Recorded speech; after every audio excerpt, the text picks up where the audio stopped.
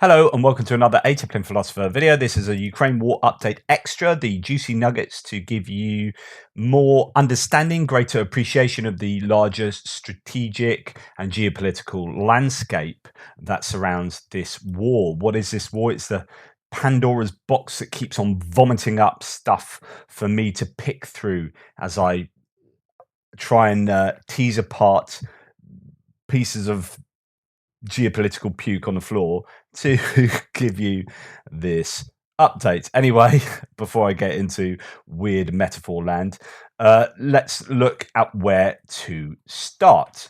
I'm actually going to start with just a brief tip to the fact that I might give a very short update tonight on Kherson.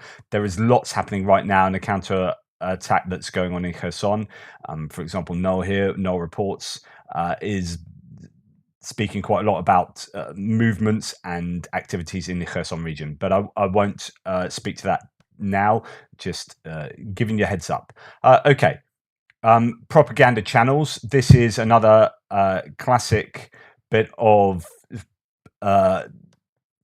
Russian propaganda, but a little bit of reality that comes along here that is well worth watching. It's just sort of 45 seconds long. Что касается населенных пунктов, есть ли какие-то, которые сможем взять в ближайшее время? Или свои успехи фиксируем пока только метрами и километрами, совсем медленно продвигаясь? Я процитирую своего друга снайпера. I presume she's trying to prompt him to say, no, we're going to take more than just kilometers, just mere meters. Который вот много месяцев под Марьинкой работает под Донецком. Марьинка, Александровка, Авдеевка, Пески. Мы наступаем 3 сантиметра в день. Его фраза. Без комментариев. Понятно.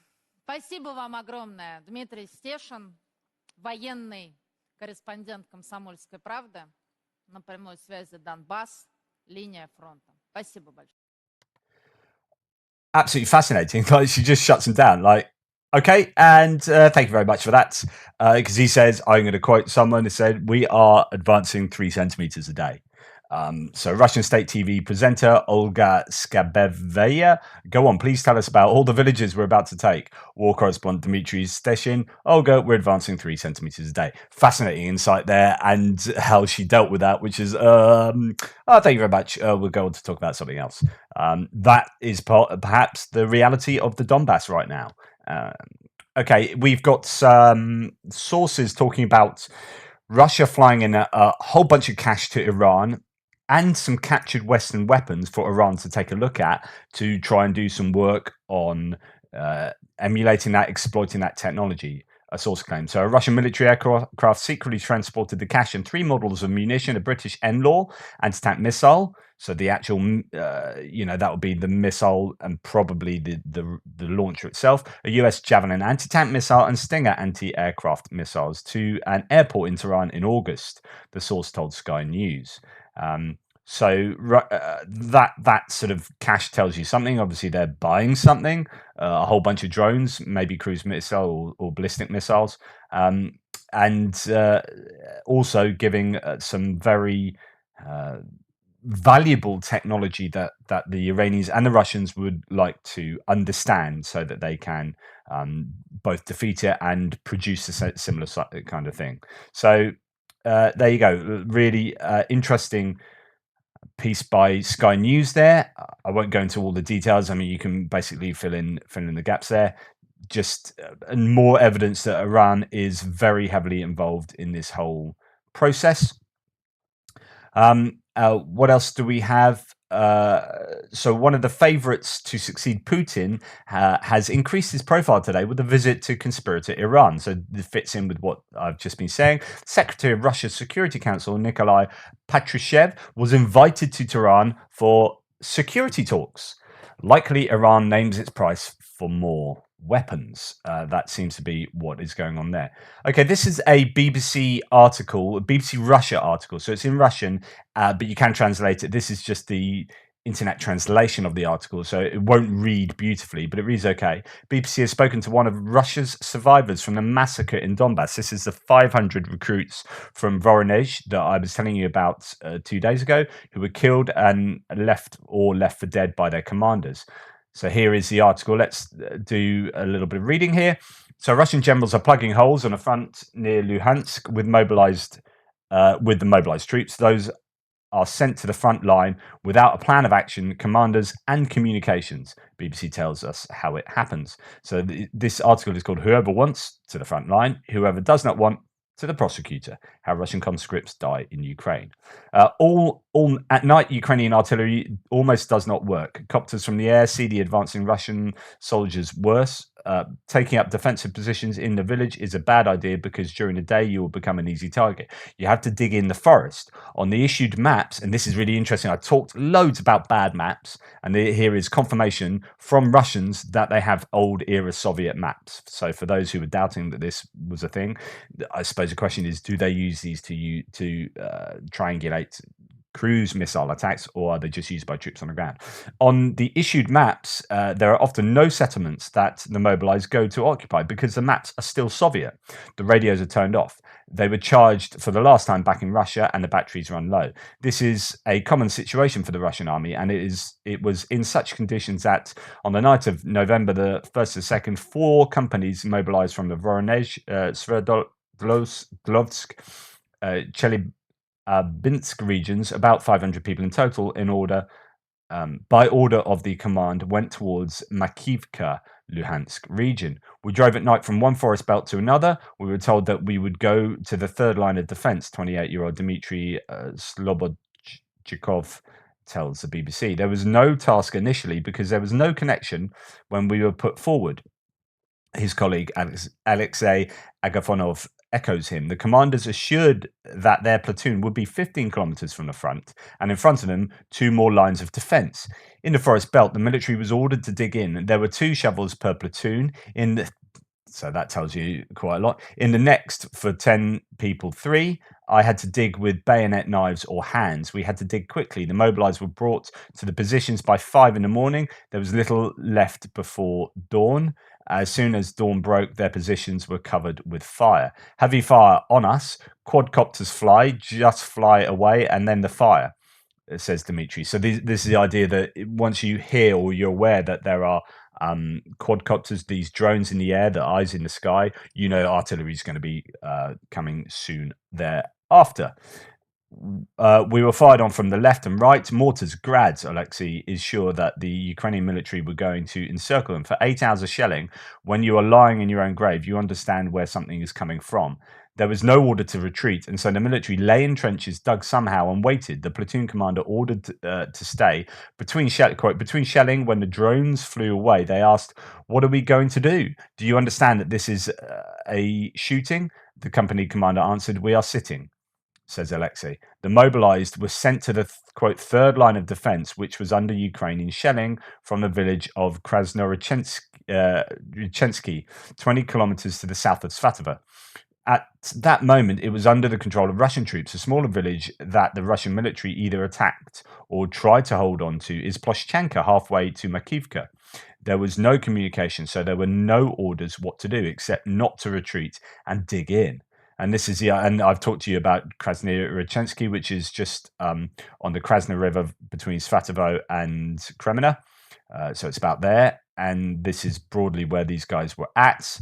And then it goes on, well worth reading. I'll put the link in the description. But it just, these guys were pretty much massacred and left for dead. And it was an absolute disaster for the Russians, and they're still dealing with the fallout from that, as the families are still complaining back in Russia. Just seeing if there's any other thing. Well, it's just I'd want to read all of it. The fact that mobilized from the Voronezh region came under fire near Makivka and suffered losses of 500 people was the first to report on Saturday, with the publication layout with reference to the same Alexei Agafonov and relatives of other servicemen from the Voronezh region. Agafonov, in a conversation with the BBC, clarified that more than 500 mobilized people were indeed sent from Voronezh to Krasny-Rachensky and then towards Makivka, and he does not know the fate of the majority. He has no evidence that they all died. So the exact details are still obviously debatable. But it just goes to show the kind of conditions that the mobilized troops are often in when they're sent to the front lines, and when it's told they're on a third line of defense, but actually they're either on a front line or the third line of defense is itself being bombarded. Things aren't good.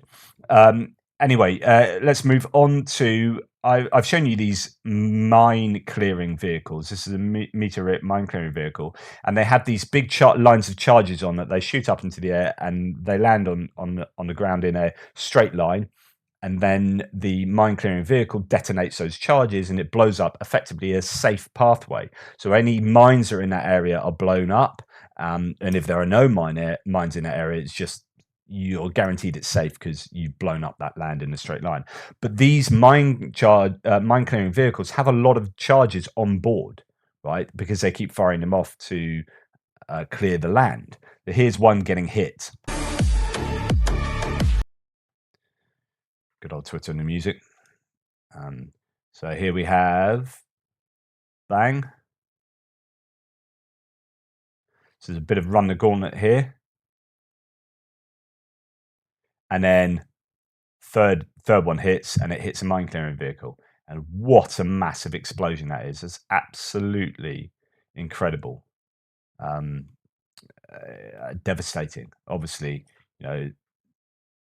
there are people involved in this, but yeah, you wouldn't want to be driving in one of those vehicles for sure when it gets hit, and those other vehicles are potentially sitting ducks still.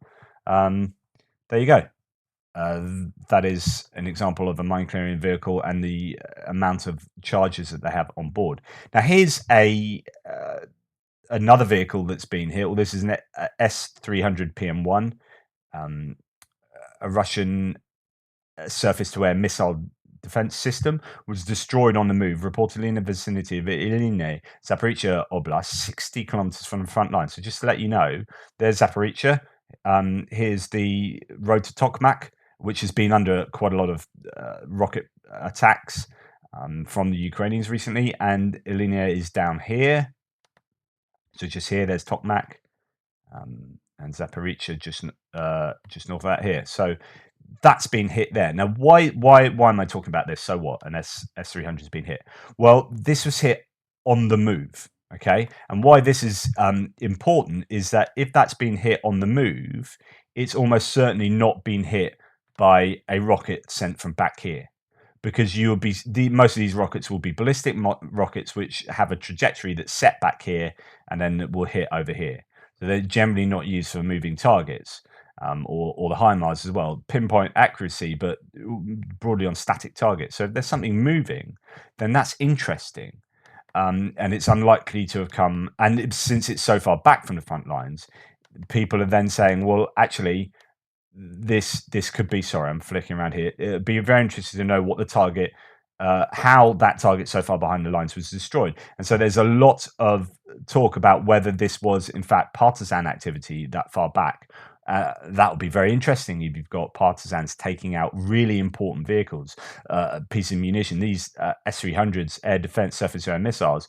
It's really, both sides are desperate for the air defense systems to be taken down. Because as soon as the air defense systems are taken down, then you have much greater capability to fly and support your troops from the air. So air defense systems are key. Now, the Russians not only have air defense systems, but they also have their own aircraft that have long-range missiles that can fire at Ukrainian aircraft a long way behind the lines. And the Ukrainian aircraft can't fire at the Russians because they don't have the same ranged missiles on board their aircraft. So there is a bit of asymmetry at the moment. Not only are the Ukrainian Air Force outnumbered, and not only are their planes lower tech than the Russian planes. The Russians do have better planes. They also have better missiles on board, and so it really is a kind of David and Goliath with the air war that's going on. So what the Ukrainians are relying on are air defense systems, and this is why they've been crying out for them since the beginning, or almost the beginning of the war.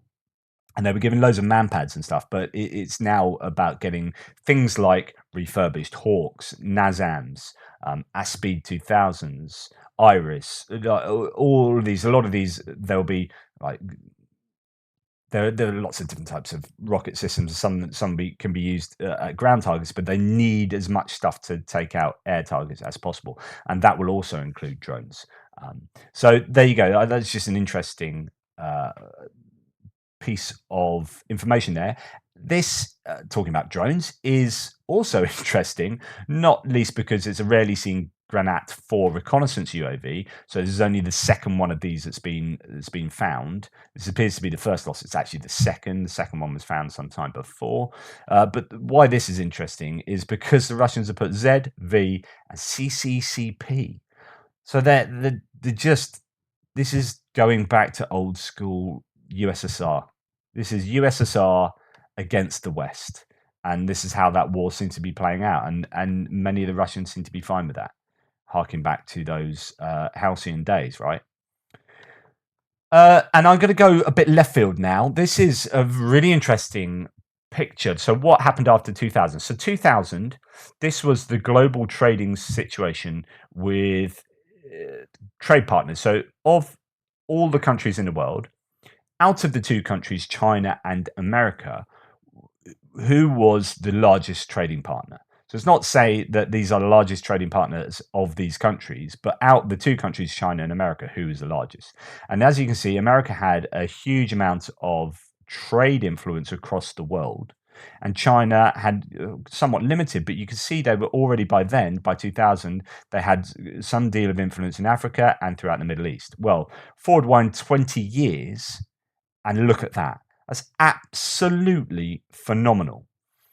Now, this will be something towards explaining why the US see China as their new enemy. I mean, Russia's not important. Russia is not an economic powerhouse. China is. China is a superpower, and it's like the new kid on the block that is wielding a lot of economic power and influence. What happened is in 2000, they had membership into the World Trade Organization, which then facilitated trade. Now, on the one hand, Americans, or anyone really, can say this is really terrible. But if you are an American who is also a free marketeer, if you believe in the free markets, okay, you cannot, on the one hand, say this is terrible, and on the other hand, say free markets are brilliant, because actually this is a global free market working. Now, what's interesting to note here, and I did try and talk to you about this when I did a segment on the economics about something called negative externalities and the negative costs external to the making of something that are not borne out by the company that makes those things. Now, the free market cannot arbitrate for morality. What do I mean here is a free market cannot dictate whether you are going to employ a 7-year-old or whether you're only going to employ adults. The only thing the free market can do is react to what consumers demand. But if all consumers demand that they will only consume products that are made by adults, for example, I'm just using this example, then companies won't make products with children, okay, as workers. But actually what happens is around the world, Spain, for example, here might have really good human rights regulations. So people think free marketers hate the word regulation, but regulation is absolutely necessary unless you want your children to go and work down the mines, right? Unless you want your back garden to be polluted by a company. So you need to regulate against those things happening. So the government has to step in because a free market won't do it. But what happens is the free market is in operation here, but China doesn't have those same regulations that the EU and America to some extent have, right? So in America, there are workers' rights regulations that mean that you can't do X, Y, and Z when you employ someone in America, and that's good, right? That is good for society and it's good for humanity, and it's human rights, right? China won't have many of those same rights. What that means is not only do they have a cheaper labor force, but they can treat that labor force relatively much worse than America and the EU. But what that then means is that they are making these cheap goods, and people around the world are like, yeah, we don't employ children, or I'm not saying China employs children, but we don't employ people on like this, and we don't do that to them. Fair enough. So in Spain, for example, they might make their widgets and have really good EU working regulations to make sure that those widgets are made responsibly. However, people in Spain are still happy to buy a shed load of stuff from China that is made, very with completely different regulation.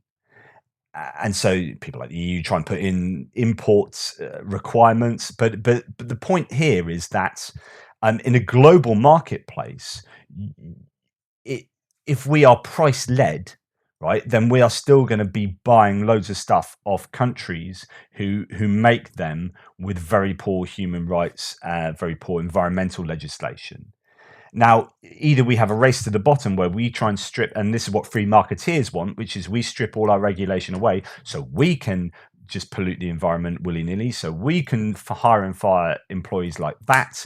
So our employees work exactly how many hours their employers want them to work, and they have no rights, and blah, blah, blah. So we can compete with these other countries, or we try and bring those other countries up to our regulatory standards. And I would favor the latter, because I'm not some kind of crazy total free marketeer, because a free market cannot arbitrate for morality. So if you want some kind of moral economics going, which, we want the world to be moral, right? We want the world to be a good place. We want the world to be a good place for us all to live, for us all to have access to the same rights.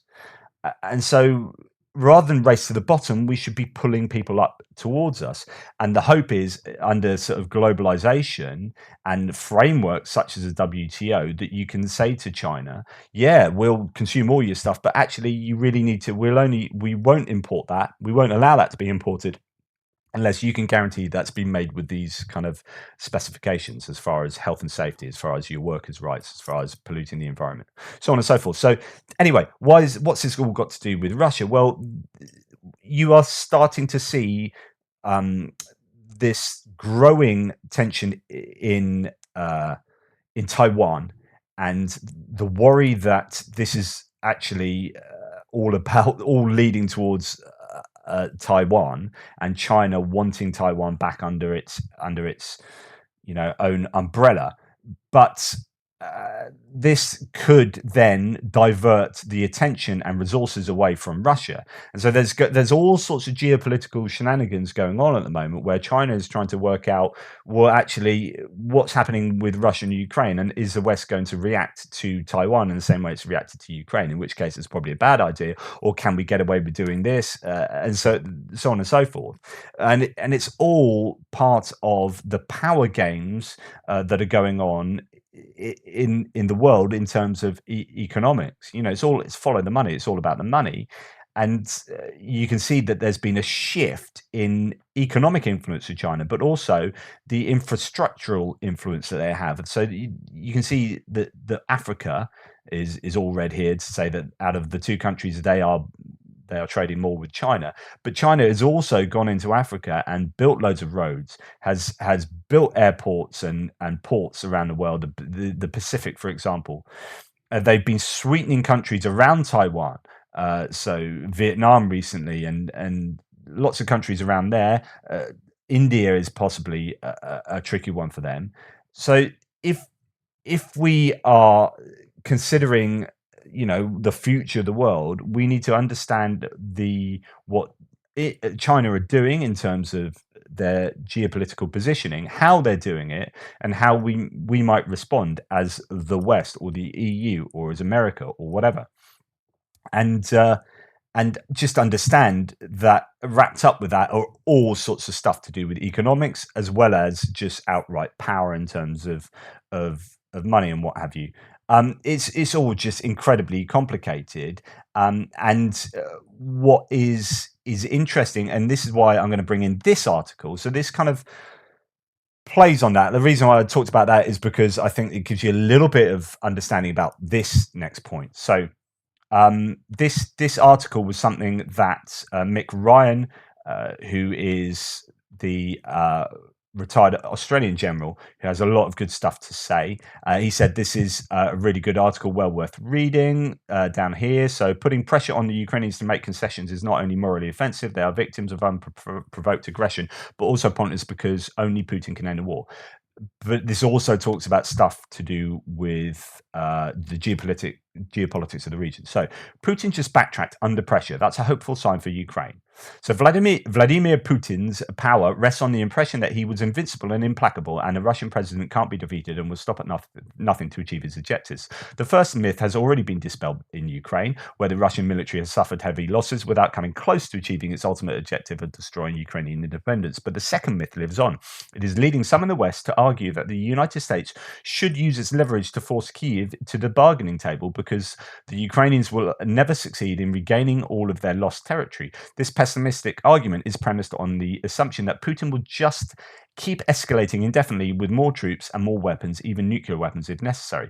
But in recent weeks, we've seen evidence that suggests Putin is a rational actor. So some people say he's just not rational. Actually, there's a few times recently where he's shown the ability to rationalize sensibly for his own benefit, who is perfectly capable of backtracking if it's in his interest to do so. So on October 29th, Putin announced he was suspending a deal with Turkey and the United Nations to allow ships full of Ukrainian grain to transit the Black Sea. Putin has long been unhappy with the arrangement because it throws a lifeline to Ukraine, which has been able to export more than 9 million tons of food since August 1st. As his excuse to leave the deal, he cited a Ukrainian drone attack on the Russian Black Sea fleet. Yet on Wednesday, Putin basically said, never mind.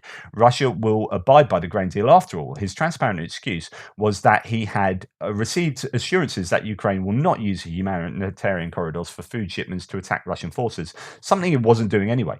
Okay, so the real reason that Putin backtracked was that he was under loads of pressure from the international community to allow this to happen. And the Turkish fleet and Turkey said it's going to happen. And Turkey is more powerful than Russia in the Black Sea. And in fact, Turkey has economic power with Russia. So I think it's started doing 300% more trade with Russia. So if Turkey say, no, that ain't going to happen to Russia, actually, Russia have to listen. Which is to say that Putin can make these decisions and step back from certain scenarios if he really has no other choice, and if it's in his best interest to do so, which here it was. So to carry on, it's probably no coincidence that and this is where the rest of the world comes in, the geopolitical landscape.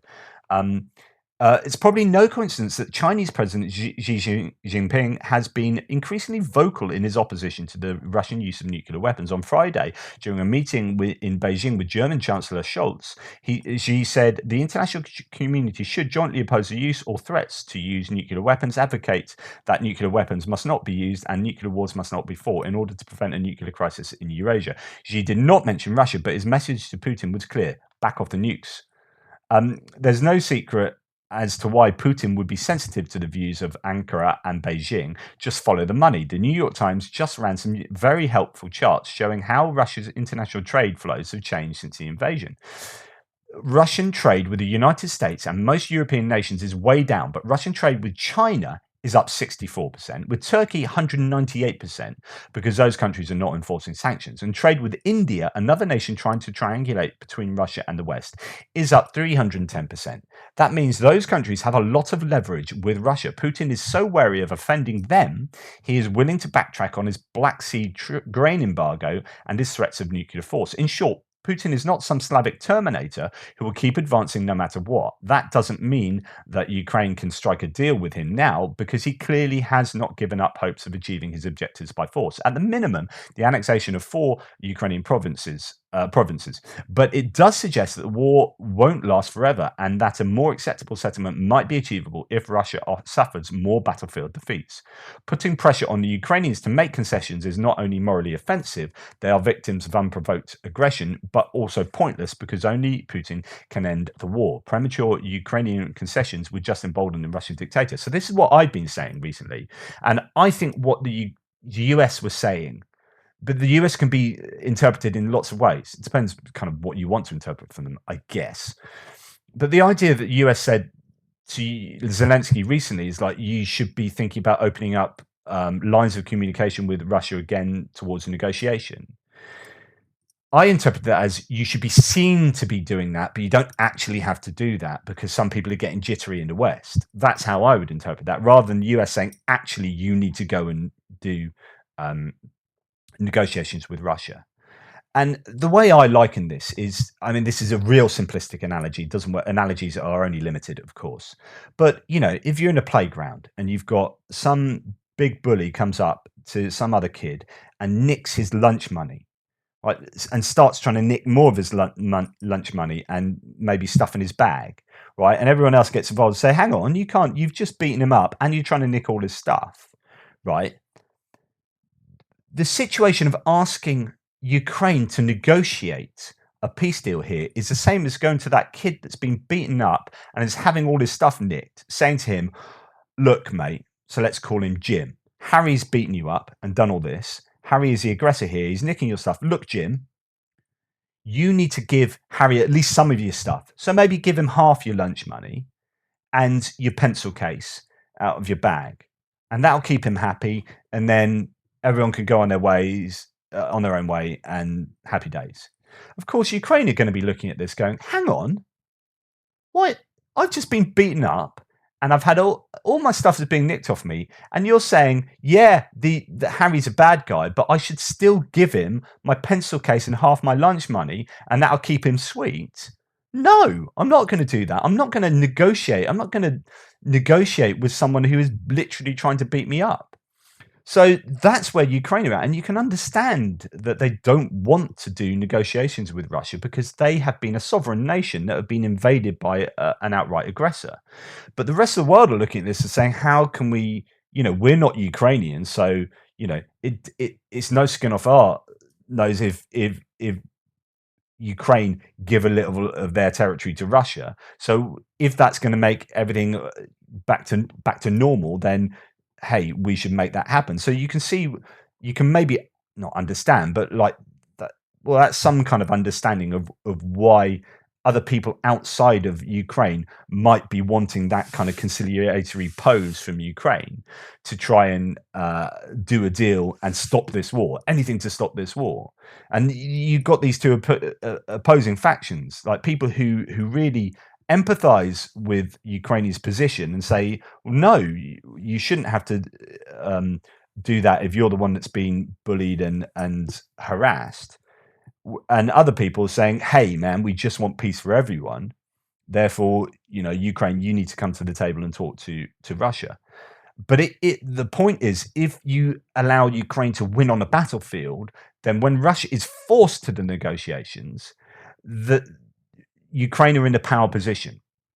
So what I see America is doing, and what I would say is, yeah, keep the lines of negotiation and diplomacy open, but we help you as much as heck on the battlefield, so that when you do go to that table and have discussions with Putin, Putin has no options because he's lost militarily. And that's what you do. So just to finish off this article here, instead of squeezing Kyiv, the Biden administration should be doing its utmost to persuade New Delhi, Ankara, and Beijing to influence Putin to end his unprovoked invasion. That could mean relaxing some US pressure on China, for example, lifting the tariffs imposed by former President Donald Trump as a reward for Xi's help. We need to prioritize the foreign policy objectives, and while China is the greater long-term danger, Russia is a more immediate threat. And then we get back to this really interesting scenario here. And Trump did, so it's really interesting how lots of free marketeers really like Trump, but actually Trump wasn't a free marketeer. So he was about protectionism. It's about protecting US industry. It depends where your position is on economics, right, and politics. But actually, he wasn't a true free marketeer, Trump. He was saying we need to protect American industry, so we're going to put tariffs on Chinese goods coming into the country, so people are more likely to buy, at least in America, American goods rather than cheap Chinese goods. And some people are massively in favor of that because it protects the industries of America. And free marketeers who don't like regulation, which is what most Republicans, for example, claim they are, feel like torn, because on the one hand they want to protect US industry, but on the other hand they believe in a free market. So actually, if Chinese goods coming in from abroad, we should buy them, and then that will drive down the prices in America. But then the only way it drives down the prices in America is if you have absolutely no human rights workers regulations for your workers. You can do all the pollution you want, and you're racing to the bottom.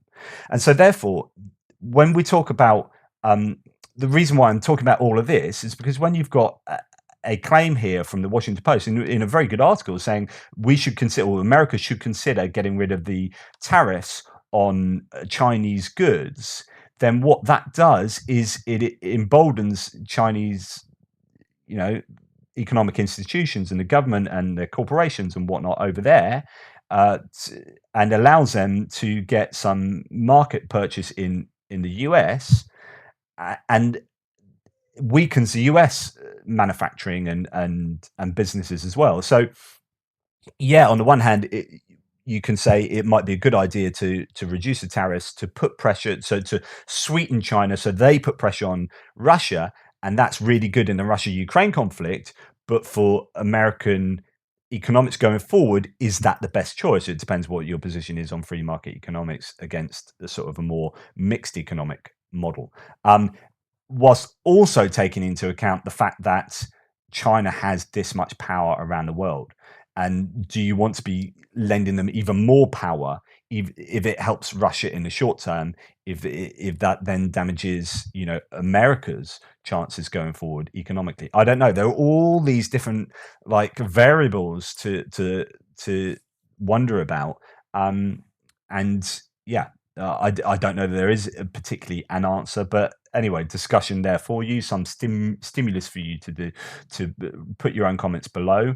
And there you go. The very last thing I was going to just say is this point above here from Mykola Bielyskov. So Shashank Joshi, who is the Economist defense journalist, says, agree. The emphasis on individual weapons, Javelin and TB2, then HIMARS, instead of their interaction has been misleading, and I'm as guilty as anyone. Individual weapons rely on and interact with others. Remove any one element and the whole balance can change. So this is the original quote is, well, another wrong media simplification, as Ukrainians need light anti-tank weaponry or tube rocket artillery as much as modern air defense systems to be effective in major war domains. In modern combined armed warfare, one can't say take this and forget this. So this is in response to, I don't know exactly where this quote's come from, but in the weeks after Russia invaded in February, Ukraine's critical need was portable anti-tank missiles to stop the advance. After the Russian offensive slowed into a grinding strategy of shelling cities and towns before trying to take them, the Ukrainians needed more and better artillery. Now it is air defenses. This idea that, okay, we give you all these things, now we're going to give you these things, now we're going to give you these things. But when you give you these later ones, we shouldn't forget about those two earlier ones. We still need to give you those. Because if you run out of this stuff, then this stuff over here won't work as effectively, because it's about a combined arms project and campaign. So I think that's a really interesting point to be made there. Anyway, thank you for listening to me ramble on about economics and my stream of consciousness, which you can obviously tell it's a stream of consciousness. And I do struggle to get my words out. Just to remind people, I have progressive multiple sclerosis, so I'm not always as good with my words as I like to be, and I and ah and try and find the words. It's my brain is working overtime. 5 years ago, this would have been sounding completely different. I would have been much more on points, but I do struggle. So hey, that's life. So thanks for your understanding there. If you have the wherewithal and ability to support my channel, please do so. All the details are in the description box below. Buy me a coffee and all that kind of stuff. But you can pop along to uasupporter.com/ATP and grab stuff from there, and I get 10% and I get a little bit of commission on any of those purchases. So thank you in advance. Toodle pips, and I will see you later.